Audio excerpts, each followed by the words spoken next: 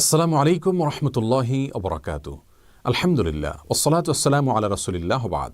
সুপ্রিয় দর্শক শ্রোতা ভাই বোন, আজ আমরা কুরবানির অত্যন্ত গুরুত্বপূর্ণ একটি মাসআলা নিয়ে কথা বলবো ইনশাআল্লাহ বিইذনিল্লাহ। আর সেটা হলো, আমাদের অনেক ভাই বোন যারা ইউরোপে অথবা পৃথিবীর বিভিন্ন প্রান্তে অবস্থান করছেন, তারা কোরবানির আগে অনেকেই বিভিন্ন শপে গিয়ে চুক্তি করে থাকেন যে আমি তোমার কাছ থেকে একটি পশু ক্রয় করলাম অথবা অমুক পশুটি কিনলাম, ঈদের দিন এই পশুটি জবে হবে এবং এতে যে পরিমাণ গোশত হবে সেই গোশতগুলো হিসেব করে মেপে আমি তার মূল্য তোমাকে পরিশোধ করব।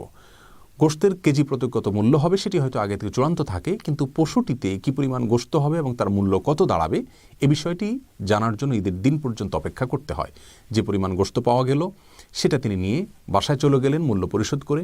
এতে কোরবানি বিশুদ্ধ হবে কিনা, এই প্রশ্নের উত্তর হলো যে এই পদ্ধতিতে কোরবানি করা হলে সেটি বিশুদ্ধ হবে না।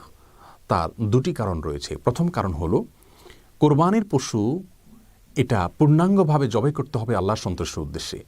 আপনি যদি পশুর আংশিক নেন আর আংশিক ক্রয় না করেন, তাহলে সেক্ষেত্রে কোরবানি বিশুদ্ধ হবে না।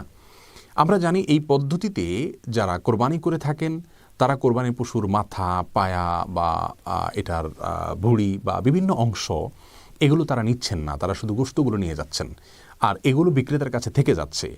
তাহলে বিক্রেতা কেমন যেন পশুর এই অংশগুলো বিক্রি করেননি। আর কোরবানি বিশুদ্ধ হওয়ার জন্য একটি পূর্ণাঙ্গ পশু কোরবানি করা শর্ত। এজন্য কোরবানি পশুতে বড় কোনো ত্রুটি থাকলে কিন্তু কোরবানি বিশুদ্ধ হয় না, যেমনটি হাদিস থেকে স্পষ্টভাবে আমরা জানতে পারি। তার কারণ আমাদেরকে পূর্ণাঙ্গ একটি পশু আল্লাহর উদ্দেশ্যে কোরবানি করার জন্য নির্দেশ করা হয়েছে। তাহলে আপনি শুধুমাত্র গোশতগুলো নেওয়া মানে হলো পূর্ণাঙ্গ পশু আপনি কোরবানি করলেন না। আর দ্বিতীয়ত, কোরবানির পশু জবে করার আগে আপনি তার মূল্য নির্ধারণ করতে হবে। আপনি জবে করার আগে মূল্য নির্ধারণ না করার মানে হলো পশুটির মালিকানা এখনও আপনার পূর্ণাঙ্গ হয়নি, তাহলে সেক্ষেত্রে কোরবানি বিশুদ্ধ হবে না। এ বিষয়ে মারকাজুল ফতোয়া ইসলাম ওয়েব সহ বিশ্বের বিভিন্ন বড় বড় ফতোয়ার ওয়েবসাইটে মুফতিগণের ফতোয়া রয়েছে এবং মিশরের অনেক মুফতিগণের ফতোয়াও রয়েছে। আরাবিয়ান স্কলারদের মধ্যে থেকে সৌদি আরব অনেক বড় বড় উলামা ইকরামের ফতোয়া রয়েছে, তারাও জানিয়েছেন যে এই পদ্ধতিতে কোরবানি করলে কোরবানি বিশুদ্ধ হবে না। অতএব আমাদের সে সমস্ত ভাই বোনদেরকে আমরা পরামর্শ দিব যে কোরবানির আগে পূর্ণাঙ্গ পশু ক্রয় করবেন এবং তারপরে সেটিকে জবাই করবেন।